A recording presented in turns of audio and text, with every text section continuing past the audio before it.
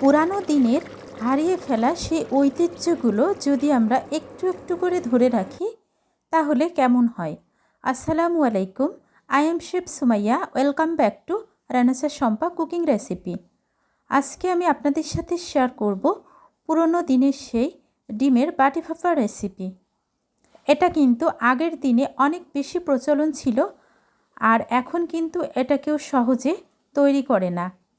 তো রেসিপিটা তৈরির জন্য প্রথমে আমি একটা কড়াইয়ে পানি দিয়ে নিয়েছি, একটা স্ট্যান্ড বসিয়ে দিয়েছি, আর নিয়েছি দুইটা বাটি একই সাইজের।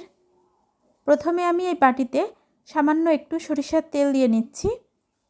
তেলটা আমি হাত দিয়ে বাটির চারি সাইডটা একটু মিশিয়ে নেব।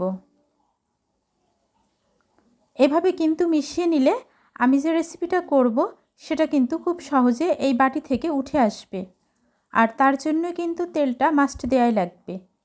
এখন এই বাটিতে আমি দুইটা ডিম ভেঙে নেব। ডিমের এই বাটি ভাপা রেসিপিটা খেতে কিন্তু গরম ভাতে অসম্ভব মজা লাগে। আরেকটা ডিম আমি সেমভাবে ভেঙে নিচ্ছি। এই ডিমে আমি কিছু উপকরণ দিয়ে নেব। ডিমের উপরে এখানে পেঁয়াজ কুচি এবং কাঁচামরিচ কুচি নিয়েছি, সেটা অল্প অল্প করে দিয়ে দেব।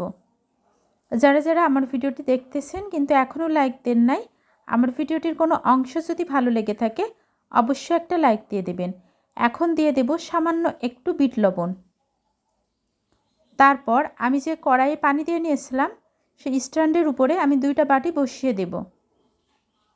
এখন চলে যাব চুলাতে। চুলাতে কড়াইটা বসিয়ে দিয়েছি। এবার একটা ঢাকনা দিয়ে ঢেকে আমি জাস্ট 10 মিনিটের মতো এটাকে ভাপিয়ে নেব। ফিরে এসেছি 10 মিনিট পর। এখন আমি দেখে নেব যে ডিমটা সিদ্ধ হয়ে গেছে কিনা। ডিমটা কিন্তু খুব দারুণভাবে সিদ্ধ হয়ে গেছে। এবার আমি এটাকে বাটি থেকে উঠিয়ে নেব। এভাবে স্প্যাচুলার দিয়ে একটু চারিদিকটা ঘুরিয়ে উঠিয়ে নিতে হবে, তাহলে ভেঙে যাওয়ার কোনো সম্ভাবনা থাকবে না। এভাবে কিন্তু আমি আরও দুইটা ডিম করে নিয়েছি। মোট 4টা ডিম আমি এভাবে বাটি ভাপা করে নিলাম। এখন এটা কিভাবে রান্না করব সেটা আপনাদের সাথে শেয়ার করব। এখনও বাকি আছে কিছু টিপস অ্যান্ড ট্রিক্স। আমি কিভাবে এই ডিমটা রান্না করব সেটা এখন দেখতে থাকুন। প্রথমে দিয়ে দিচ্ছি গরম কড়াইয়ে 4 টেবিল চামচের মতো সরিষার তেল।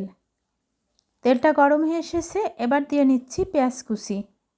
এবার দিয়ে নেব 1 টেবিল চামচের মতো পেঁয়াজ পেস্ট। এখন আমি পেঁয়াজ এবং পেঁয়াজ পেস্টটাকে 1 মিনিটের মতো একটু ভেজে নেব, যাতে পেঁয়াজের কাঁচা গন্ধটা দূর হয়ে যায়। এবার দিয়ে দেব 2 টেবিল চামচ পরিমাণ আদা এবং রসুন পেস্ট। এখন সবগুলো উপকরণকে আমি খুব ভালোভাবে কষিয়ে নেব। আরও কিছু মশলা অ্যাড করব, সেটা অবশ্যই আমি ধাপে ধাপে দিয়ে নেব। আপনারা কিন্তু খুব সহজে ডিমের বাটি ভাপা এর রেসিপিটা তৈরি করে নিতে পারেন। আর কেউ যদি মনে করেন যে বাটি ভাপা করে সেটাই শুধু খিচুড়ি, পরোটা অথবা গরম ভাতে খেয়ে নেবেন, সেটাও কিন্তু খেতে পারেন। এখানে নিয়েছি ধনিয়া গুঁড়া, জিরা গুঁড়া, হলুদ গুঁড়া, মরিচের গুঁড়া এবং লবণ। এখন আমি সামান্য একটু পানি দিয়ে নিলাম। মশলাটাকে খুব ভালোভাবে কষিয়ে নেব। ডিমের বাটি ভাপা এর রেসিপিটা দেখতে যেমন সুন্দর হয়, খেতেও কিন্তু দুর্দান্ত মজা লাগে। এভাবে কিন্তু মশলাটা কষিয়ে নিতে হবে। মশলা কষানোর কাজটা একটু ধীরে ধীরে করতে হবে। চুলার জালটা লো হিটে রেখে কিন্তু মশলাটা কষাতে হবে। মশলা কষানো হয়ে গেছে।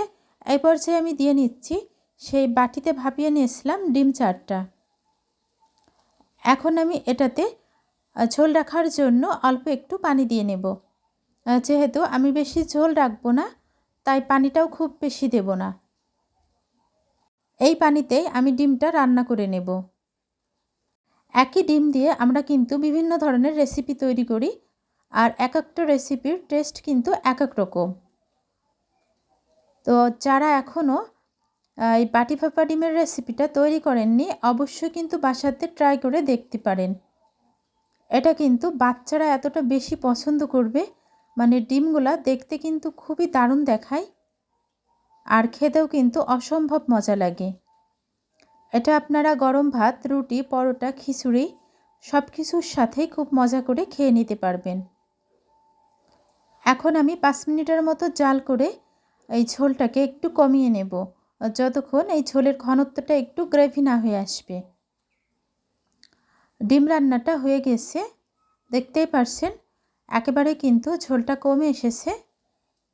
চুলাটা এখন আমি অফ করে দেব, তারপর একটা সার্ভিং প্লেটে উঠিয়ে নেব। আশা করি আপনাদের কাছে রেসিপিটা অনেক বেশি ভালো লাগবে। দেখতেই পারছেন কতটা কালারফুল হয়েছে। আর আমি যে রেসিপিগুলো করি আসলে কালারটা দারুণ আসার একটা টিপস আছে। আমি যে মরিচের গুঁড়াটা ব্যবহার করি সেই মরিচের গুঁড়াটা কিন্তু বাজার থেকে সরাসরি কেনা কোনো মরিচের গুঁড়া না। সবথেকে কালারিং যে মরিচ সেটা কিন্তু বাজার থেকে কিনে নিয়ে আসা হয়, তারপর সেটা শুকিয়ে ব্লেন্ডারে গুঁড়া করা হয়। এর জন্য কিন্তু কালারটা অনেক বেশি সুন্দর আসে। আর কেনা যে গুঁড়াগুলা সেগুলোতে কিন্তু দারুণ কালার আসে না। আর এটা খুব অল্প পরিমাণে দিলেই কিন্তু মরিচটা বেশি হয়ে যায়। সার্ভিং প্লেটে উঠিয়ে দেখিয়ে দিচ্ছি যে কতটা দারুণ হয়েছে আজকের এই বাটি ভাপা ডিমের রেসিপি। যারা যারা এতক্ষণ আমার রেসিপিটার সাথে ছিলেন সবাইকে অসংখ্য অসংখ্য ধন্যবাদ ধৈর্য সহকারে এতক্ষণ আমার রেসিপির সাথে থাকার জন্য। সবাই ভালো থাকবেন, সুস্থ থাকবেন। ফিরে আসবো ইনশাল্লাহ আবারও নেক্সট কোনো রেসিপি নিয়ে। আর রেসিপিটা বাসাতে ট্রাই করতে কিন্তু ভুলবেন না। এই লোভনীয় রেসিপি আপনি যদি আপনার বাসায় তৈরি করেন, আপনার বাসারও কিন্তু সবাই অনেক বেশি পছন্দ করবে। সবাইকে আসসালামু আলাইকুম, আল্লাহ হাফিজ, থ্যাংকস ফর ওয়াচিং। দয়া করে খাবার নষ্ট করবেন না, প্লিজ ডোন্ট ওয়েস্ট ফুড।